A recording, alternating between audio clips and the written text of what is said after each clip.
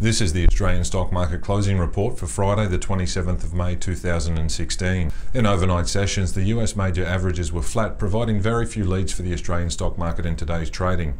However, the commodity-related components were slightly weaker, suggesting the potential for profit-taking within the Australian commodity-related sectors. The ASX 200 traded above the psychological resistance level of 5,400 to close out the session 17 points, or 0.3% higher to 5,405. The day's trading range was 39 points, with the high of the session at 5,427 and the low of the session at 5,388. Market breadth was positive, with 114 advancing stocks versus 56 declining stocks and 30 stocks unchanged. Consumer staples bounced back in today's session to close out the day the strongest sector, up 1.02%. Asaleo Care led the components to close up 2.8%, Australian agriculture was higher by 2.7%, and Bellamy's Australia was up 2.1%.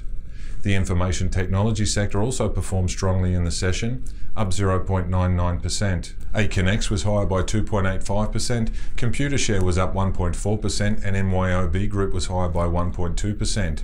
The financial sector closed to the upside 0.49%. With Medibank Private outperforming 1.9%, Perpetual was higher by 1.4% and Mirvac Group was up 1.3%. The big four banks were mixed, with ANZ closing higher 1.2% or 31 cents to $25.85.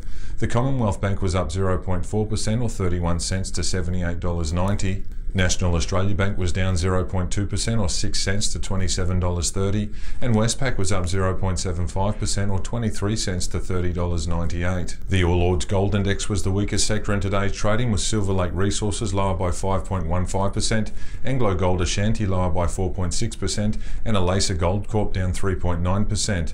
The gold bellwether Newcrest Mining was down 1% or 19 cents to $19.11. The resource bellwethers were down in today's session, with BHP Billiton off 0.2% or 4 cents to $19.37, and Rio Tinto was lower by 1.4% or 65 cents to $44.93. There was no economic news in today's session. However, the credit rating agency Fitch provided commentary on Australia's big banks. The credit agency noted that Australia currently has the world's most indebted households, and with a debt-to-income ratio measured by the Reserve Bank of Australia at a record 186%. The report went on to state that people who purchased houses between 2014 and mid-2015 may be particularly vulnerable, as it was during a period of high surging prices and weaker lending standards from the banks. For Australian mortgage holders, if the bank's exposure became troublesome through bad debts, the banks would raise mortgage rates and fees to protect their profitability, creating the start of a downward cycle. The five most active stocks were Fortescue Metals with a volume of 24.71 million,